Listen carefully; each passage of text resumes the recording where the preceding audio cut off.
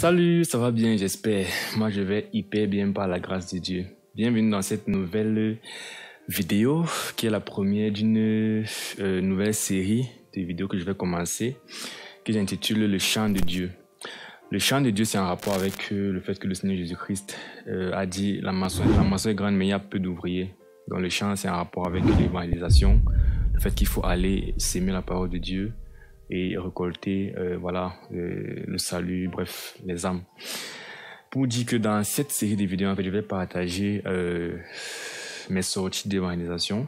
Pourquoi est-ce que je vais faire ça? Parce que pour moi, en fait, Internet m'a beaucoup aidé. Dans un premier temps, j'ai été converti via Internet, c'est-à-dire j'ai suivi un prédicateur prêcher, c'était un Américain. Et c'est là que je comprends l'évangile, c'est là que le Seigneur m'éclaire et je me convertis. Et donc, du coup, ça m'a beaucoup marqué de voir que tu peux rester aux États-Unis à des millions de kilomètres, tu ne me connais pas, mais ta prédication, en fait, m'impacte au point où ma vie change complètement. Et du coup, et en continuant à regarder ces prédicateurs, en fait, ça m'a galvanisé dans ma vie chrétienne. C'est en partie à cause de ça, en fait, que je me suis mis même à faire des vidéos sur YouTube, à partager mes différentes expériences, parce que je voudrais aussi pouvoir, en fait, impacter favorablement la vie des personnes comme ça, si possible. Si je peux, par mon contenu, convertir des personnes ou alors rapprocher même des chrétiens davantage de Dieu ou alors fortifier les chrétiens dans leur foi, ce serait la meilleure chose. Enfin, c'est la meilleure chose pour moi, c'est ce qui me satisfait. Et dans cette même lancée où Internet m'a aidé, je regarde aussi beaucoup de prédicateurs de rue, ceux qui prêchent l'évangile dans la rue et qui se filment toujours, les Américains, les Canadiens. Ça m'a aussi justement encouragé à sortir, prêcher l'évangile. Et même chose, je voudrais aussi partager maintenant mes différentes sorties d'évangélisation, comme je les ai vu sortir, prêcher l'évangile, se filmer et on voit en fait les différentes difficultés qu'on a quand on prêche l'évangile, les rejets, les acceptations, les oppositions, etc., etc. Et je voudrais aussi partager donc mon expérience sur le terrain pour peut-être galvaniser aussi quelqu'un, voilà, qui regarde ces vidéos, etc., etc. La particularité de ce concept, c'est que je ne me filme pas en fait quand je sors, je ne filme pas les gens. J'enregistre en fait les conversations que nous avons. Du coup, ce sont juste des audios. Et donc, je ne peux pas juste poster les audios sur YouTube. Sinon, du coup, ce n'est plus une vidéo.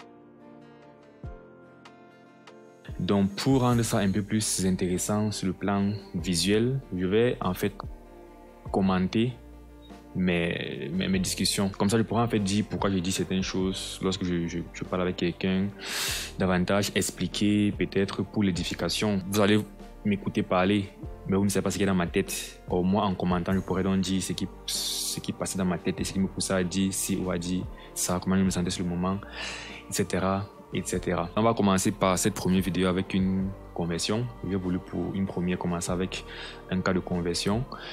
Mais souvent, ce sera les cas de rejet. Il y a beaucoup de rejet lorsque tu sors prêcher l'évangile.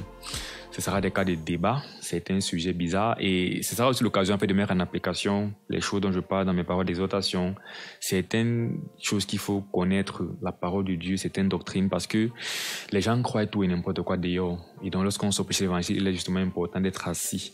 Ce sera donc vraiment la phase pratique de toute la théorie ou bien de toutes les connaissances on est censé avoir lorsque on médite la parole seul à seul quand on est chez soi. Voilà, aussi pour cette série de vidéos, j'aurai un générique qui est justement un élément d'un projet à long terme sur lequel je travaille et sur lequel je reviendrai dans les vidéos, dans les mois à venir. Donc, c'est parti, générique. Connaissons la crainte de Dieu, nous voulons te convaincre. Tout en suppliant, sois réconcilié avec Dieu. Tu peux échapper à l'enfer que tu mérites. Jésus, celui qui n'a point connu le péché, Dieu l'a fait devenir péché pour nous, afin que nous devenions en lui fils de Dieu. Quelle bonne nouvelle, bonne nouvelle.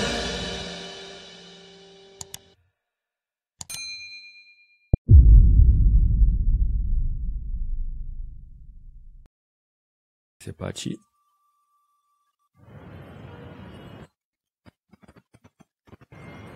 Bonjour. Est-ce qu'il peut prendre un peu de votre temps? Je vais vous parler d'un message important là. On est ensemble. Le lieu où je prêche l'évangile, c'est un lieu où il y a, la plupart du temps, ce sont des couples en fait, des jeunes garçon-fille. C'est pour ça que les deux ici sont ensemble. Mais dans le cas présent, ils n'étaient pas ensemble. C'était deux inconnus assis sur un banc public dans le parc. C'est dans le parc que je prêche, le bois Sainte-Anastasie pour ceux qui connaissent. Je vais passer un petit message sur la vie éternelle, sur Dieu. Ça va? Ça me dérange pas. D'accord.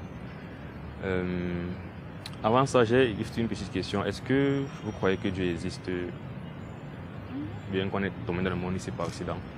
Pour moi, il existe. D'accord.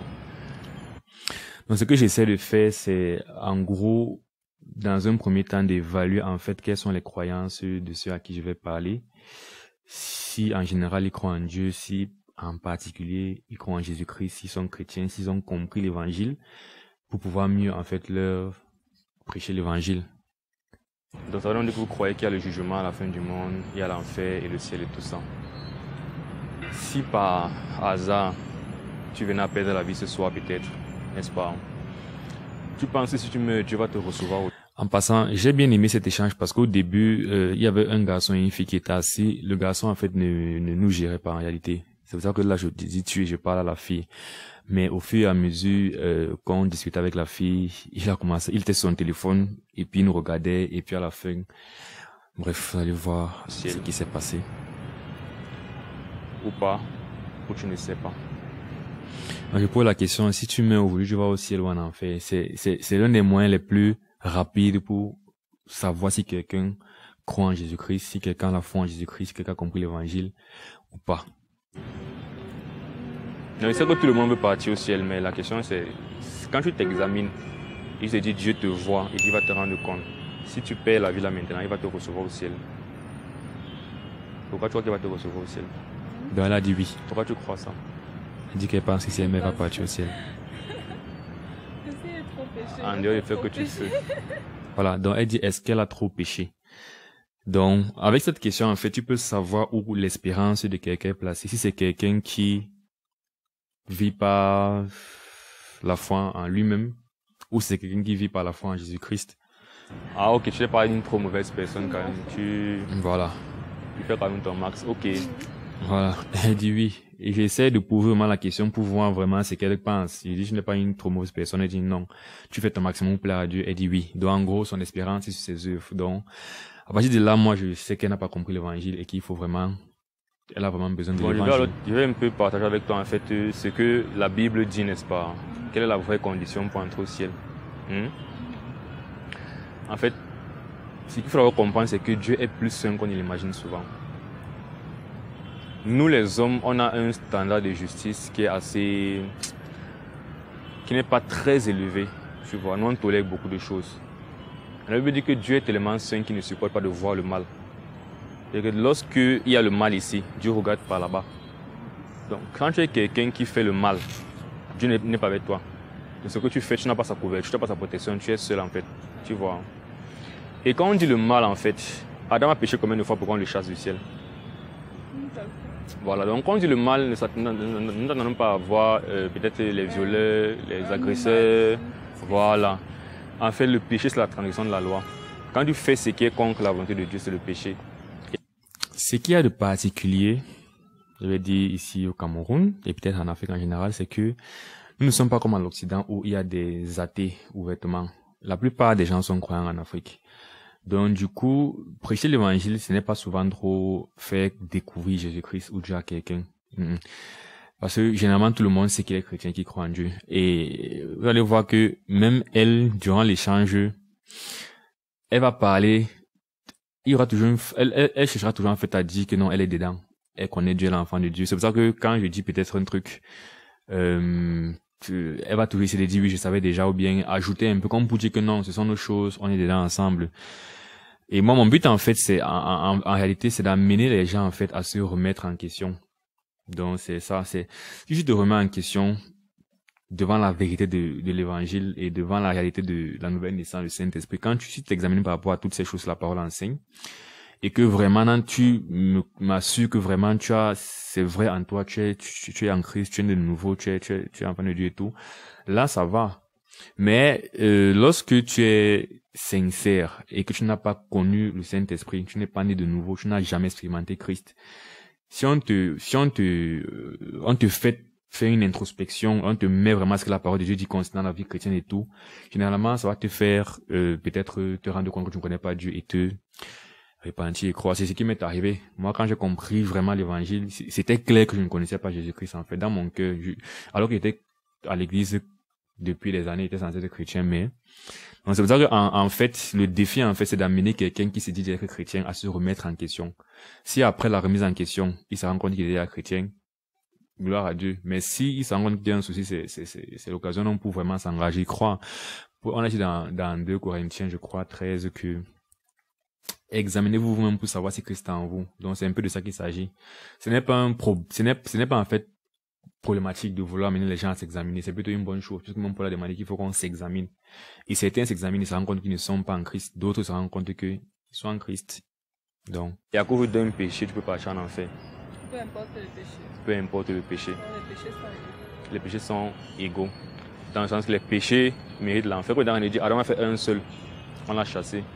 Et la Bible dit que par le péché d'Adam a fait la mort entre. En passant, les péchés ne sont pas vraiment égaux dans le sens que il y a des péchés plus graves que d'autres. Mais les péchés sont égaux dans le sens que tout péché mérite l'enfer. Donc si tu fais un seul petit péché, ça mérite déjà l'enfer. Mais maintenant, celui qui viole et celui qui ment, Dieu ne va pas ça de la même façon. Celui qui est homosexuel, voilà, et celui qui a une pensée égoïste, c'est pas la même chose. Les deux ont péché, mais l'un est plus grave que l'autre. C'est un des... Et dans tout le monde entier. Donc même aujourd'hui, si nous mourons, si quand tu nais, tu grandis, tu vas mourir tôt ou tard, c'est à cause du péché d'Adam là. Nous subissons toutes les conséquences en fait, tu vois. Mais le plus grave en réalité, ce n'est pas trop le fait qu'on va mourir à un certain âge, parce que tout le monde meurt cette mort-là. Le plus grave, c'est que dans Apocalypse 21, verset 8, Dieu a dit que à la fin du monde, on va être jugé, n'est-ce pas? Et puis il y a le verset qui dit, pour les enchanteurs, les idolâtres, les cupides, les impudiques. Là, on voit les gros péchés, idolâtrie, impudicité, enchanteurs. Après, il dit les menteurs, n'est-ce pas? Auront leur part dans le lac de feu, qui est la seconde mort. Et c'est une liste qui n'est pas exhaustive. Il est seulement qui nous dit qu'en fait, les pécheurs vont se retrouver dans le lac de feu. C'est ce qu'on appelle l'enfer, n'est-ce pas? Et il appelle ça la seconde mort. C'est que tu es mort une première fois, tu seras jugé et tu vas mourir une seconde fois. Donc en réalité, c'est ça le problème que nous avons, nous les hommes, c'est qu'il y a le jugement qui nous attend. Et malheureusement, on ne peut pas vraiment dire que je ne suis pas une mauvaise personne parce qu'un seul péché fait que Dieu soit en colère et veut t'envoyer en enfer. Et maintenant, c'est bien par contre de vouloir faire le bien à son prochain, c'est une très bonne chose. Mais il y a encore un passage qui dit que nous sommes tous comme des impurs et nos réussites sont comme un vêtement souillé devant Dieu. Ça veut dire que même quand tu fais le bien en réalité, Dieu regarde à ton cœur, pas à ce qui est à l'extérieur. Et comme ton cœur n'est pas droit devant Dieu, parce qu'il t'arrive souvent d'être égoïste, d'être en colère, d'être fâché, d'être tout ça, ce que tu fais en fait souiller finalement. Donc même ce que tu peux offrir à Dieu ne va pas vraiment faire qu'il t'accepte, tu as péché contre lui. C'est donc pour ça que... Oui. Je te prends l'exemple ici. Elle dit qu'un simple mal détruit tout le bienfait.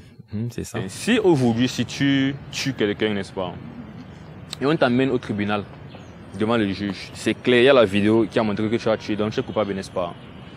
Si tu dis au juge que, à part ça, en général, j'ai fait ça, plus ça qui est bien, est-ce qu'il va te laisser partir? Donc ton mal ne peut pas en fait, ton bien ne peut pas en fait effacer ton mal. Et Dieu est un juste juge. Quand on fait le mal, il va châtier. Mais il est aussi un Dieu qui est très amour et très miséricordieux. Ça veut dire que quand il est au ciel et que les hommes pêchent, il sait qu'il doit les frapper, mais il ne veut pas les frapper en réalité. Tu vois. C'est pour ça qu'en fait, il va tout faire pour nous sauver avant le jour du jugement. C'est pour ça que quand tu meurs, si tu meurs sans avoir fait la paix avec Dieu, tu pars en enfer. Ce qu'on appelle purgatoire, que tu vas encore prier pour toi, là, il faut oublier. La Bible ne parle pas de ça. Tu dois, avant de quitter le monde ici, être en paix avec Dieu. Et comme étant qu'on dit, le seul moyen de faire la paix avec Dieu, c'est en acceptant le Sauveur qu'il nous a donné. Tu comprends? Certains disent que pour accepter Dieu, il faut les trucs comme les baptêmes, les communions et autres là. Est-ce que c'est ça réellement? Moi, vraiment, tu fais comprendre ce que la Bible dit. Donc, c'est de ça que je suis en train de parler. En fait, maintenant, là, il veut qu'on cause, en fait, comme deux personnes qui connaissent ce qui est vrai. Parce que là, en gros, ce qu'elle est en train de dire, c'est que est-ce qu'il faut forcément se baptiser, voilà, l'église peut que sauver. Un peu comme pour dire qu'elle est à sauver, et puis voilà, on cause de rien. Et donc, mon but, c'est seulement de lui faire comprendre que, au départ, déjà, ta foi n'est pas en Jésus-Christ. Donc, en fait, mon but, c'est de l'amener, en fait, à se remettre en question et de comprendre vraiment que le salut vient par la foi en Christ. Donc, n'est-ce pas? Les simples ont dit. La Bible dit que tous sont péchés et sont privés de la gloire de Dieu. N'est-ce pas? C'est de ça qu'on parlait. Maintenant, ils sont gratuitement justifiés par sa grâce, au moins de la rédemption qui est en Jésus-Christ. Donc, toute personne qui va être d'abord humble pour reconnaître qu'il a péché contre Dieu et qui n'a aucun espoir pour être sauvé, et qui va accepter que le Fils de Dieu est mort et ressuscité, n'est-ce pas, pour le sauver, on dit que c'est par la foi que vous êtes sauvés, même pas par les œuvres, afin que personne ne se glorifie, n'est-ce pas? Donc, lorsqu'on croit en Jésus-Christ, on reçoit le pardon de nos péchés. Voilà en fait la bonne nouvelle. Quand on dit que l'évangile de Jésus-Christ est une bonne nouvelle, c'est parce qu'on comprend qu'on mérite de partir en enfer. Mais par la grâce de Dieu, si on croit en Jésus-Christ, on reçoit le pardon de nos péchés, n'est-ce pas? Donc le baptême et toutes les autres choses là sont des ordonnances que Dieu a données pour qu'on respecte en tant que chrétien, n'est-ce pas? Donc c'est normal. C'est normal de marcher et de te baptiser, non? Parce que j'ai déjà dit qu'il faut se baptiser. Et les questions comme ça, je pense, peuvent être source de débat. Donc là, bon, j'essaie seulement de revenir sur l'essentiel, foi en Christ, foi en Christ, foi en Christ. Parce qu'après, on peut commencer à débattre et puis, on loupe l'essentiel. C'est normal de... Mais je sais qu'on se baptise seulement quand on a accepté Dieu. C'est ce que je suis en train de t'expliquer que... Et tu as dit que qu'est-ce qui sauve, c'est la foi en Jésus-Christ, non? Voilà. Maintenant... Donc, non, quand tu dis que ce sont les ordonnances, quand tu es chrétien, tu dois... Ça veut dire que tu es chrétien, il y a des chrétiens qui ne croient pas en Dieu, ils partent aussi pour partir. Non. Là, ils sont en train de parler, oui. Tu peux être chrétien, tu ne crois pas en Dieu. Il y a même les gens qui sont un peu... De nos jours, justement, le mot chrétien a perdu toute sa valeur. Ça n'a pas de sens de dire tu peux être chrétien, tu ne crois pas en Dieu. Parce que par définition, le chrétien croit en Jésus-Christ. Mais bon, de nos jours, il y a donc cet aspect-là où tout le monde se dit il y a chrétien. Donc du coup, le mot chrétien n'a pratiquement plus il a perdu son sens. Les sectaires là, pas à l'église, ils sont chrétiens. Bon, attends, il t'explique ce que c'est en train de dire. Laissons le terme chrétien qui va t'embrouiller. Prenons enfant de Dieu. Tu comprends? Parce que chrétien, c'est un truc que tu peux dire que tu es chrétien, n'est-ce pas? On ne lit pas ton cœur. Voilà, mais enfant de Dieu, n'est-ce pas? Dans Jean 1. En fait, je vais t'expliquer ce qu'on appelle la nouvelle naissance. Dans Jean 1, verset 11 à 13, on dit Jésus-Christ, la parole est venue dans le monde. Les siens ne l'ont pas reçu. On parle des Juifs.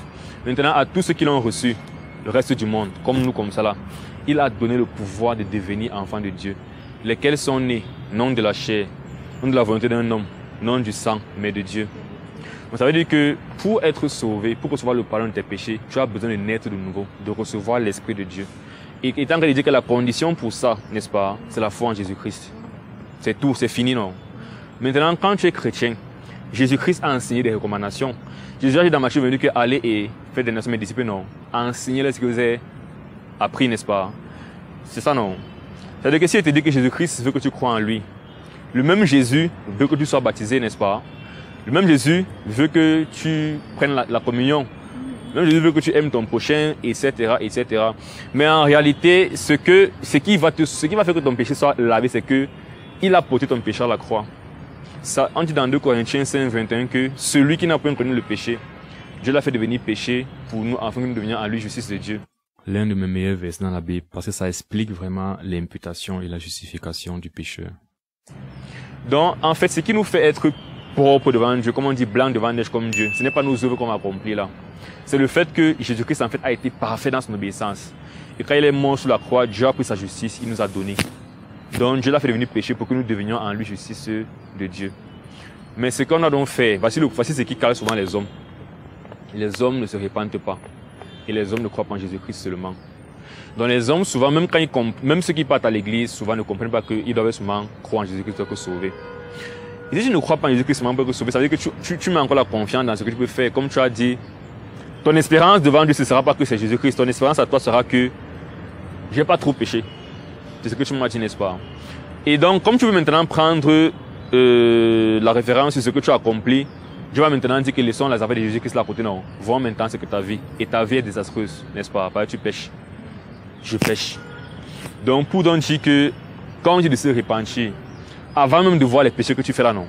Vois d'abord ta mentalité. vois d'abord où est ton espérance. Si ton espérance est dans le fait que je dois réussir à faire ci puis ça, c'est que tu es encore à côté concernant l'évangile. Tu dois abandonner en fait tout espoir en toi. Ensuite, maintenant, tu vas voir que bon, dans ma vie, je reconnais que je fais ci et ça que je n'aime pas. Vraiment, je m'engage à abandonner, chercher le Seigneur, tu vois.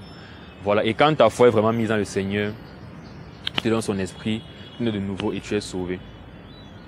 Donc, c'est très important, c'est très important de se dire aussi que c'est la vérité. Parce que parfois, je cause avec des personnes, leur dis, tu vas partir, oui, mais déjà en enfer, et ils disent rien. Et il me dit que, mais est-ce que tu comprends ce qu'on appelle l'enfer? C'est pas la blague en fait. Et Dieu ne rit pas quand il dit qu'il va punir. Tu sais qu'à l'époque de Noé, il a détruit tout le monde entier, non?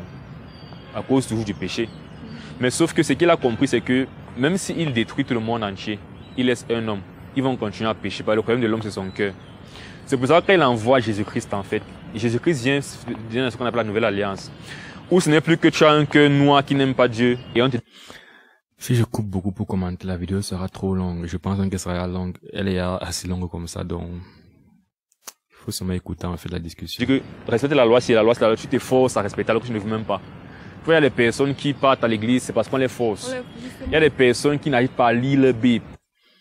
C'est ici qu'elle va commencer justement à s'identifier en tant que chrétienne. Donc quand elle dit qu'on force certaines personnes, elle dit oui, on force. Elle déplaint, comment dire, elle se relève aussi ça. Et puis elle va me dire par la suite que non, elle aime lire la Bible, justement que parfois c'est difficile, etc., etc. Il y a des gens quand il aurait dit comme ça, il ne veut pas aller le dimanche, on se m'a chassé. Mais ils partent à l'église le dimanche. Il y a des gens qui n'aiment pas vraiment Dieu, mais ils sont dans un système culturel où ils doivent être chrétiens, donc ils se forcent.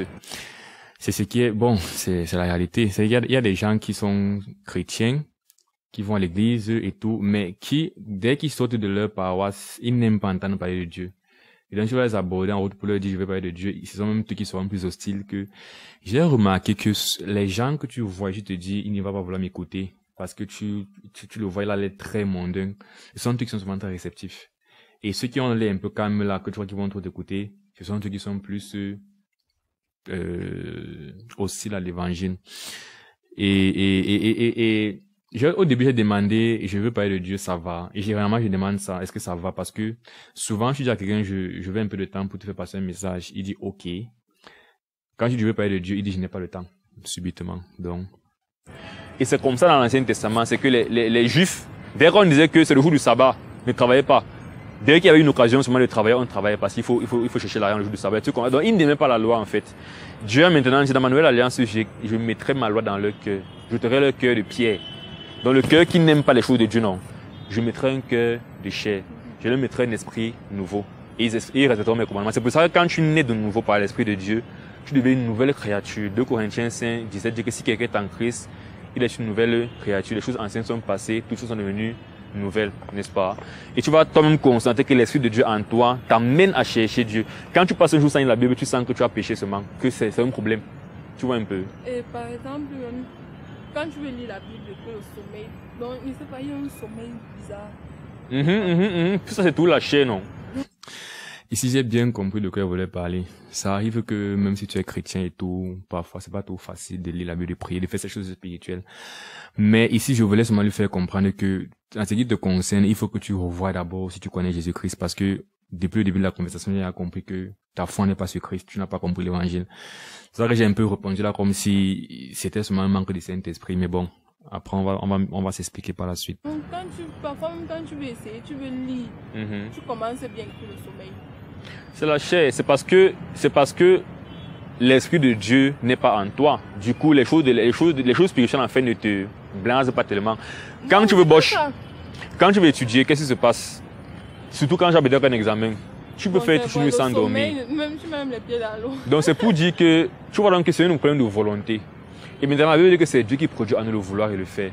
Non, est-ce que c'est pourtant dit qu'on ne peut pas... Par exemple, je prends mon cas, je ne lis pas parce qu'on me demande de lire. Je lis parce que c'est bien pour moi. Mais... Donc, voilà. Je suis dedans. Non, j'aime lire la Bible et tout. Parfois, je peux lire. Donc, quand tu commences à lire, donc en fait, je sais pas. Je comprends ce que tu es en train de dire. Tu peux lire juste une partie. En réalité, il y a deux choses. Soit les gens qui n'arrivent pas à lire, c'est parce qu'ils n'ont pas l'esprit de Dieu. Soit alors, même quand tu es chrétien, n'est-ce pas, l'apôtre Paul a dit, si vous vivez selon la chair, vous allez mourir. Mais si par l'esprit vous faites mourir les œuvres de la chair, vous vivrez. Ça veut dire que le chrétien, en fait, reste dans cette chair-ci, n'est-ce pas? Et la chair-ci, en fait, est soumise au péché. Donc, tu dois grandir spirituellement pour éteindre les passions de la chair. C'est la chair qui n'aime pas la parole de Dieu. Donc, si par l'esprit, la pensée, la volonté, tu sais qu'il faut lire la Bible, n'est-ce pas? Même si tu es chrétien, tu sais qu'il faut lire la Bible. Si tu n'es pas un chrétien qui, en général, est plein de l'esprit de Dieu, la chair sera plus forte que toi, tu vas t'endormir. Donc, c'est pour ça que... Elle a ajouté, tu vas t'endormir. Donc, en fait, on est ensemble, on se comprend.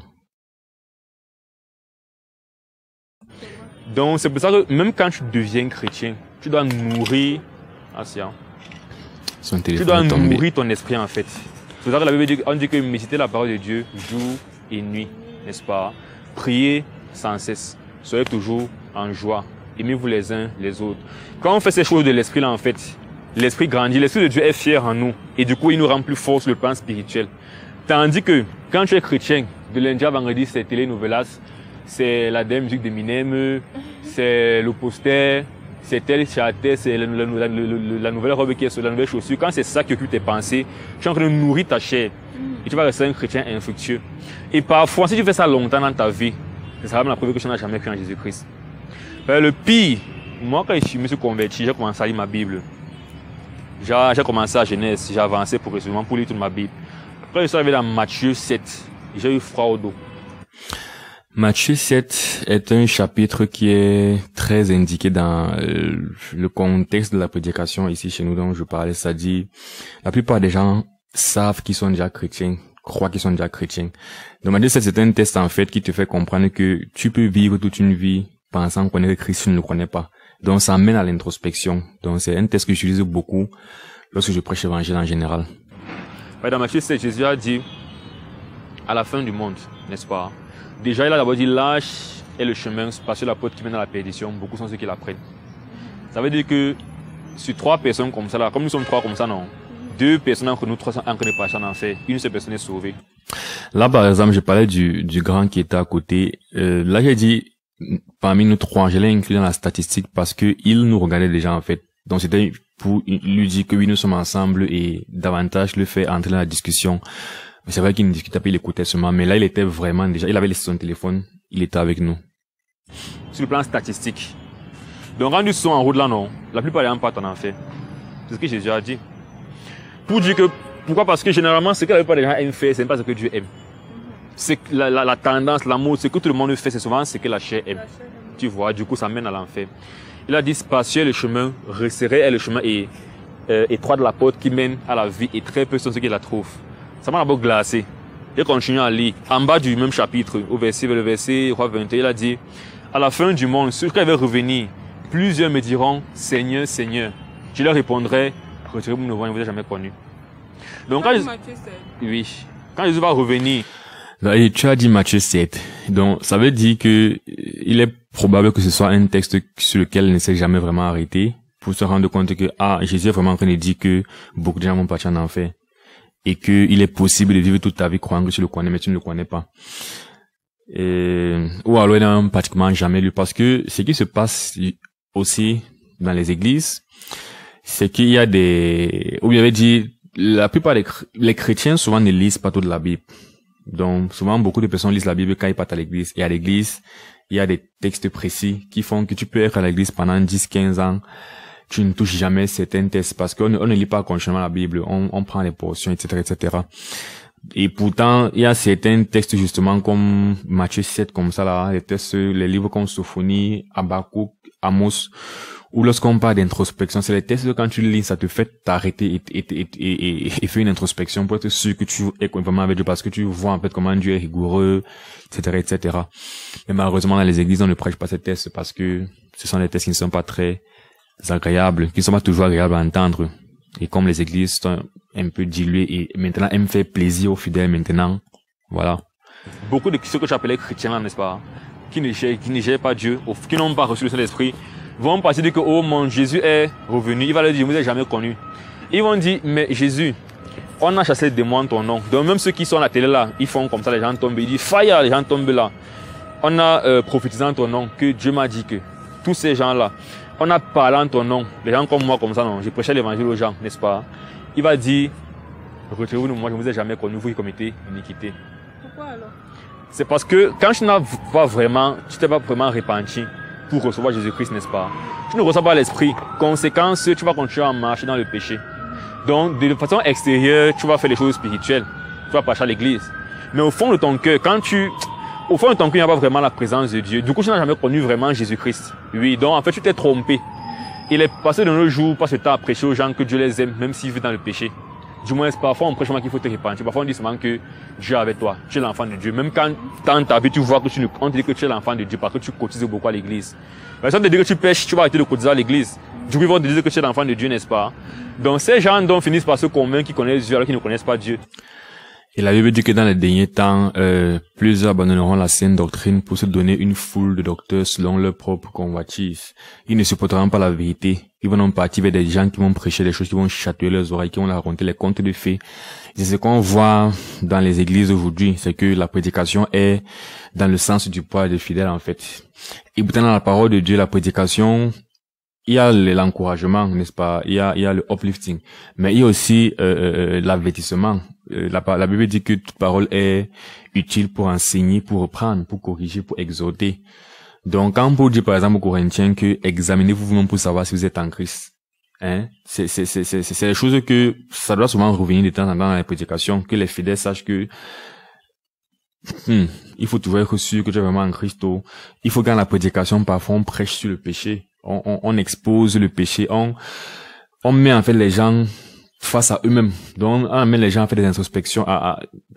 Où moi j'étais à l'église évangélique avant, j'ai fait des années, et moi je savais que j'étais chrétien. Parce que quand tu es sur la prédication, tu n'as pas l'impression que quelqu'un dans l'église peut nous faire sauver. Tout le monde, tu as l'impression quand on parle que vraiment tout le monde est enfant de Dieu. Jusqu'à ce que je me convertisse et que je comprends que j'étais égaré. Donc, et naturellement, si dans une église on prêche beaucoup cru et on dit beaucoup les vérités et on offense beaucoup les gens charnels peuvent ne pas revenir à l'église. Conséquence, plus de cotisation, plus d'offrandes, plus de construction des temples partout, plus de projets des églises. Donc du coup, il faut donc que le pasteur atténue son message. Et l'apôtre Paul a dit ceci, dans 2 Corinthiens 4, c'est que nous n'usons pas en fait d'un discours, d'un langage astucieux, n'est-ce pas, que nous proclamons la vérité simplement et clairement. Pour dire que même quand tu dis ce qui est vrai, si tu as un langage qui est s'il y a trop d'artifices, si tu portes ce message dans un vase d'honneur, dans un vase d'or, on ne va plus voir l'intérieur on va seulement voir le vase, donc la forme. Mais Paul disait que quoi, il porte ce message dans un vase de terre, c'est-à-dire que la forme n'est pas très importante. Tu dois donner le fond tel qu'il est. Donc, si tu donnes trop d'importance, si tu veux trop embellir certaines vérités qui sont même censées être crues et rudes pour créer un peu la crainte, si tu adoucis trop, finalement ça devient problématique. Et parfois, les gens ont l'impression que quand tu n'es pas catholique, tu dois être protestant parce que les protestants, c'est le concret des catholiques. Les protestants, ce que moi j'ai vu, c'est qu'ils ont une dilution qui est aussi dangereuse que les fausses doctrines qu'il y a chez les catholiques. Ils ont aussi des fausses doctrines, mais au premier plan, chez les protestants, moi, ce que j'ai vu, c'est la dilution dans le message. Donc, conséquence, quand Jésus va revenir, ils vont être confus. Mais, la bonne nouvelle dans Romains dit que celui qui croit ne sera point confus. Donc, la personne qui a vraiment reçu Jésus-Christ, sincèrement, qui a dit que ma vie maintenant, sinon, même si qu'est-ce qui m'arrive, tout pour moi c'est Dieu, je pars au ciel, le plus important c'est la vie éternelle. Quand Jésus va revenir, il sera pas confus, parce que Jésus va lui dire que Jésus a dit dans une parabole que il va dire à la fin du mois à certaines personnes, bon et fidèle serviteur, entre dans la joie de ton maître. Tu vois un peu. Je viens de rencontrer une sœur, la sœur qui est assise là-bas. Il n'a même pas voulu qu'il lui parle. Donc avant de rencontrer ce groupe, j'ai rencontré une sœur, une fille qui ne voulait pas en fait écouter l'évangile au début, mais par la suite, elle a écouté par la grâce de Dieu. Et c'était très intéressant. J'ai enregistré ça aussi dans Dieu voulant, dans un autre épisode. Je commenterai l'échange là. Parce qu'elle disait que Dieu l'a abandonné. Et quand on cause un peu, en gros, c'est que sa vie n'avance pas comme elle veut. De les fâcher contre Dieu. Donc je l'ai exhorté à comprendre que, en fait, on n'est pas dans le monde ici en fait pour s'accomplir sur terre. Le monde va passer. Est-ce que la vie de tout le monde avance? Moi, je peux dire que ma vie n'avance pas comme je veux, mais il faut croire. Voilà, donc c'est donc pour dire que quand tu es dans ce monde ici et que tes yeux sont toujours ici là, tu peux dire Dieu, Dieu, Dieu, mais Dieu voit ton cœur et notre cœur doit être sûr dans l'au-delà. Jésus-Christ a dit, je suis la résurrection et la vie. Celui qui vit et croit moi ne mourra jamais. C'est ce qui me suffit en fait. Et malgré tout, mon but final, c'est toujours de ramener tout à la foi en Jésus-Christ. Parce que quand je laisse quelqu'un à qui j'ai prêché l'évangile, pour moi, je voudrais qu'il voit qu'il n'y a pas d'autre issue, qu'il voit seulement Jésus-Christ devant lui en fait. Or, parfois, quand on discute un peu longtemps comme ça, là, on peut perdre de vue, en fait, l'objectif. Et là, par exemple, comme il disait, la fille, dans la façon dont elle parle, c'est comme si c'était une causerie, c'est comme si on changeait seulement les points de vue et puis chacun avançait dans sa vie. Or, moi, je suis arrivé, j'ai vu la confession de foi était erronée, n'est-ce pas? Il y a encore une espérance dans les œuvres. Il y a une mauvaise compréhension du salut. Donc, pour moi, mon but, en fait, c'est d'amener la repentance. C'est que je partais comme ça dans ma conception de Dieu et de Jésus-Christ. Je fais demi-tour, je pars maintenant dans l'autre sens. Donc c'est pour ça que je vais toujours essayer de venir déposer les textes qui résument l'évangile. Déjà, c'est pas Christ, il faut croire en lui, il faut avoir la vie. Pour avoir la vie, c'est seulement la foi en lui et que ce soit vraiment ça qui reste en fait dans le cœur de... Savoir que quand Dieu me regarde comme s'il est content de moi, si je meurs pas auprès de lui. Paul a dit que pour moi, mourir est un gain, vivre c'est Christ. Donc s'il meurt, il sait qu'il part vers Dieu. S'il vit, il vit pour Christ, point barre. Qu'il soit dans l'abondance ou dans le manque, il peut être satisfait. Donc, mon message vraiment pour toi, bon, quand on fait pour toi aussi, tu as quand même suivi, non? Et là, il dit oui, parce que, comme il disait tantôt, au cours de la discussion avec la fille, en fait, par la grâce de Dieu, je crois que le Seigneur, en fait, l'a touché et il s'est intéressé à la discussion. Et quand mon regard croisait son regard, je voyais qu'il était vraiment réceptif, il comprenait vraiment et il était très d'accord. Et donc, du coup, il était vraiment d'accord, compris. C'est-à-dire que si c'est que quelqu'un dans son cœur ne croit pas qu'il a reçu le Saint-Esprit, vraiment qu'on puisse prier et qu'on puisse engager vraiment que Dieu, Jésus-Christ nous sauve et qu'on puisse commencer à marcher pour le servir. Hein? Eh ma soeur, est-ce qu'on peut alors prier? On va prier alors.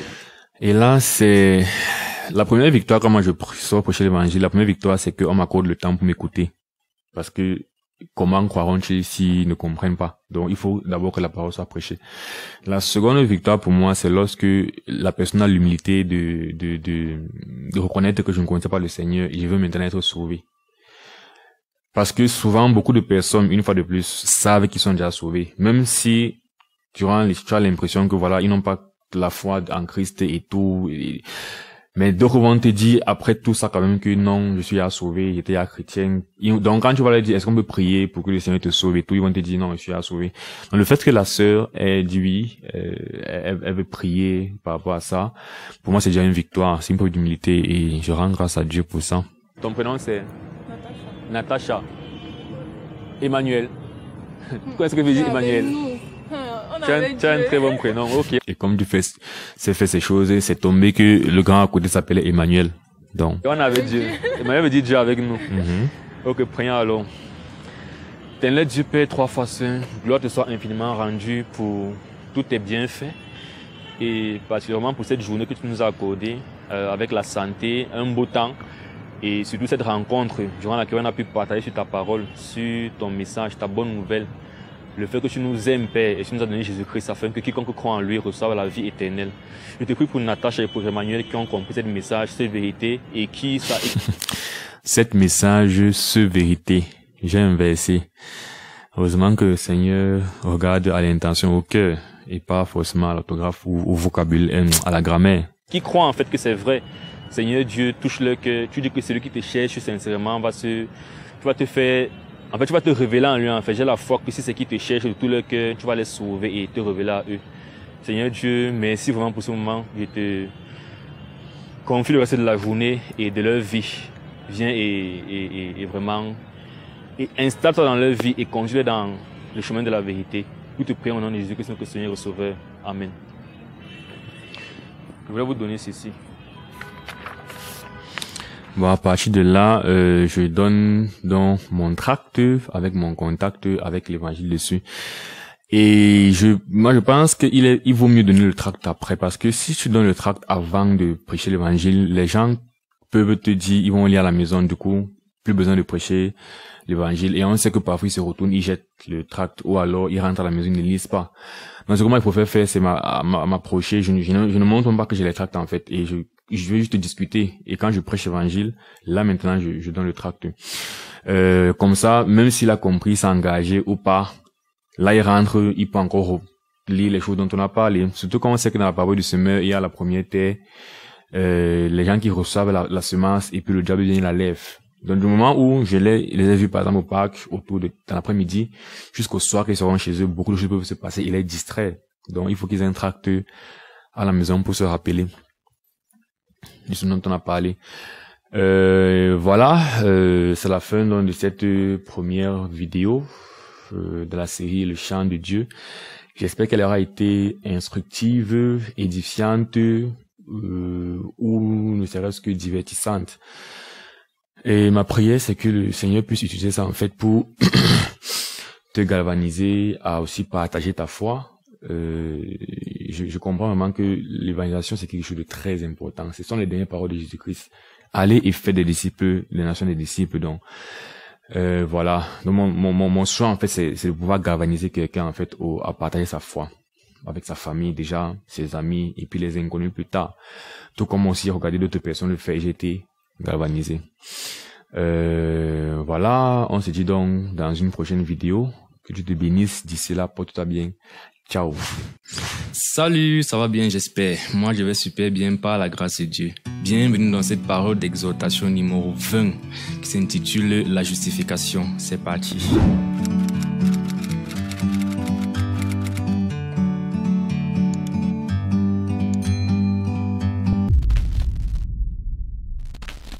Cette vidéo est partie